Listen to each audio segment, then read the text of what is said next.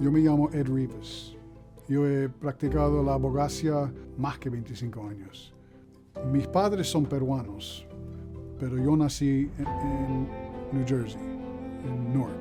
Me convertí a ser abogado porque yo siempre he querido ayudar a personas cuando están solos y cuando tienen miedo porque el gobierno le están atacando o están con un problema. Yo siempre he querido ser abogado desde cuando yo fui un menor. Me gusta ayudar gente. Yo trabajo duro por mis clientes, yo peleo duro por mis clientes. Yo siempre voy a regresar las llamadas de ellos. Yo te voy a hacer entender de qué te acusan, qué son los elementos del delito que te están acusando. Yo te voy a hacer entender qué es tu situación y cómo lo vamos a ayudar. Yo soy un abogado que te va a estar contigo por cada parte de lo que va a pasar. Tú nunca vas a estar en una situación que no entiendes qué está pasando y siempre vas a saber que hay una persona contigo, peleando contigo, por ti, y yo te voy a ayudar. Una persona necesita absolutamente un abogado antes que va a la corte. La corte es una cosa muy complicada.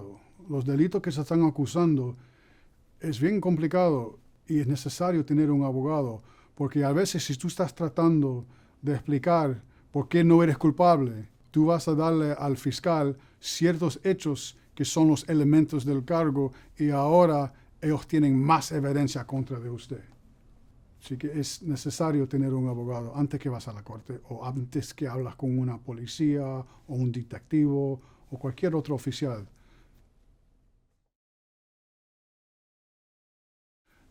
El derecho de quedarse con silencio es un derecho que cada persona tiene en este país. Eso quiere decir que no te fueren forzar de dar una declaración contra de usted. Tú tienes el derecho de no hablar con la policía o con cualquier otro oficial y no pueden usar ese silencio contra de usted en un juicio o en cualquier otra audiencia. Usted no tiene que dar su consentimiento para que la policía haga una búsqueda de su casa. Si la policía no viene con un orden de allanamiento, tú no tienes que darle permiso a la policía para buscar de tu casa. Un orden de allanamiento es un orden de un juez. Después de la policía enseñándole al juez causa probable que hay evidencia en tu casa de un crimen. Si ellos no vienen con eso, tú no tienes que darle permiso. Y no importa si eres ciudadano o si no eres ciudadano.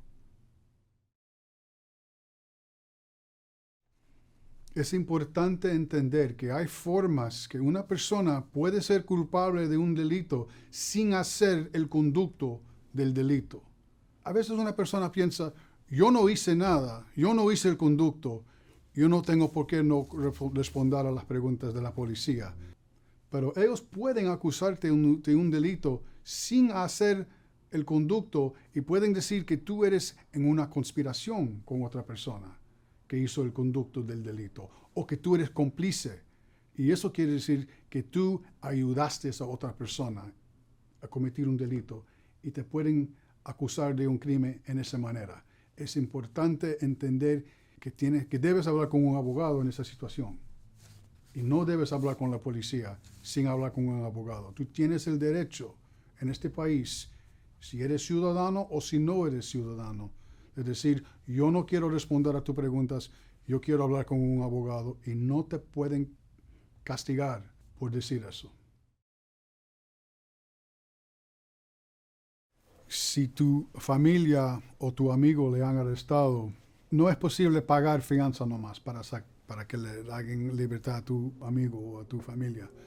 Ahora es necesario y obligado ir en frente de un juez. Y el juez va a determinar si le van a dar libertad con condiciones a tu amigo o a tu familia. Es importante tener un abogado que le represente en esa audiencia, a esa moción de detención, porque es un punto muy importante. Si él va a tener que defenderse adentro de la cárcel o con su familia en su casa. Un orden de restricción temporario es un orden que un juez pone para la protección de lo que se cree que es una víctima de violencia doméstica.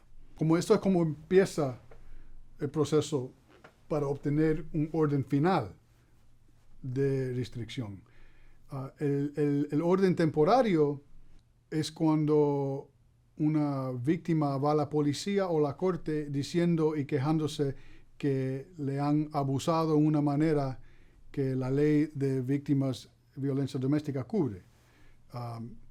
Si le dan un orden de restricción temporario, eso es un orden prohibiendo a un defendente de no contactar a la víctima de ninguna manera, ni de teléfono, ni por computador, ni por celular, por text messages.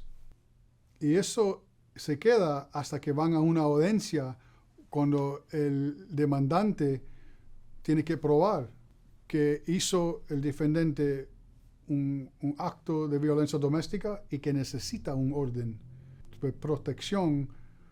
Y si lo prueba, entonces el juez hace un orden final de violencia doméstica y entonces eso va a decir que el orden se queda hasta que algo cambia, hasta que la víctima va a la corte diciendo que no lo quiere nomás o otro orden de la corte. Después de la orden temporaria de restricción hay una audiencia final. En esa audiencia el demandante tendría que probar que le deben dar un orden final. Si el demandante puede traer testigos, puede hacer pruebas para tratar de probar que es una víctima de violencia doméstica y que necesita un orden permanente para protegerle. Y si tienes cualquier pregunta de la ley penal o de tus derechos constitucionales, llama a nosotros. Nosotros sí te podemos ayudar.